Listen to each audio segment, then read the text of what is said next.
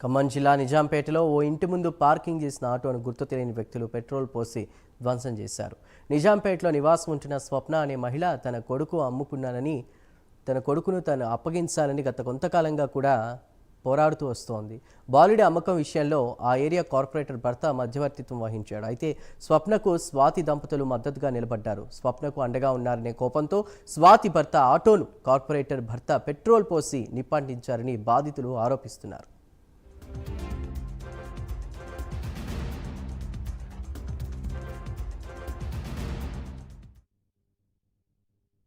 పందుల స్వప్న, నా కొడుకు పేరు యశ్విత్. నా బాబుని మా అత్తయ్య గారు సాదుకుంటా అని చెప్పి శేషగిరి అంకుల్ సమక్షంలో తీసుకొని వెళ్ళి నా బాబుని అమ్ముకున్నారు. కార్పొరేటర్ పాకలపాటి శేషగిరి పాకలపాటి విజయ్ నిర్మల భర్త శేషగిరి అంకుల్ సమక్షంలో మా అత్తయ్య గారు నా బాబుని సాదుకుంటా అని చెప్పి తీసుకొని వెళ్ళి నా బాబుని అమ్ముకున్నందుకు నా బాబుని నాకు సపోర్ట్ చేయడం కోసం వచ్చిన అక్క స్వాతి అక్క నాకు సపోర్ట్ చేయడానికి వచ్చింది. నా బాబుని నాకు దగ్గర చేయడానికి ఇప్పించడానికి వచ్చిన అక్క మీద వాళ్ళు అక్క వాళ్ళ ఆటో మీద చూపించి వాళ్ళ జీవనోపాధిని వాళ్ళు కాల్ చేశారు. వాళ్ళు నైట్కు నైట్ నా బాబుని నాకు ఇప్పించారు. కానీ నాకు సంతోషంగా ఉంది నా బాబు నా దగ్గర ఉన్నందుకు. కానీ పోలీస్ వాళ్ళు ఎవ్వరు వాళ్ళ మీద యాక్షన్ తీసుకోవట్లేదు. వాళ్ళ మీద ఇప్పుడు ఈ నిందితులు మీద యాక్షన్ తీసుకొని వాళ్ళకి మాత్రం శిక్ష పడేటట్టు చేయాలి. నా పేరు కట్ల స్వాతి అండి. పందుల స్వప్న అనే అమ్మాయికి వాళ్ళ ఒక తల్లికి ఒక కొడుకుని దగ్గర చేశానండి. నేను దానికి హెల్ప్ చేసినందుకు నాకు జీవనోపాధి అయిన మా ఆటోని కార్పొరేటర్ భర్త పాకలపాటి శేషగిరి అనే వ్యక్తి ఈ విధంగా చేపించారండి. మాకు జీవనోపాధి కూడా లేకుండా చేశారు సార్. మాకు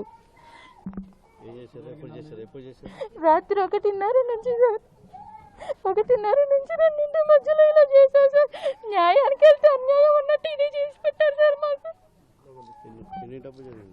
1:30 నుంచి రెండింటి మధ్యలో జరిగింది సార్. ఇది కంప్లైంట్ ఇచ్చాను సార్. రాత్రి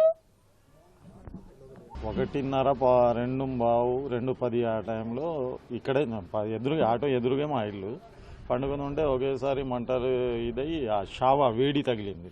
ఆ వేడి గాలి ఏంది ఇది అని చూసి లేచేసరికి పెద్ద మంటలు వచ్చి ఆటో తగలబడతాను. ఎమ్మటే ఇక వాళ్ళని వీళ్ళని పిలిచి మళ్ళీ మా ఇంట్లో నుండి కూడా నీళ్లు తీసుకొని వచ్చి పోసినాం.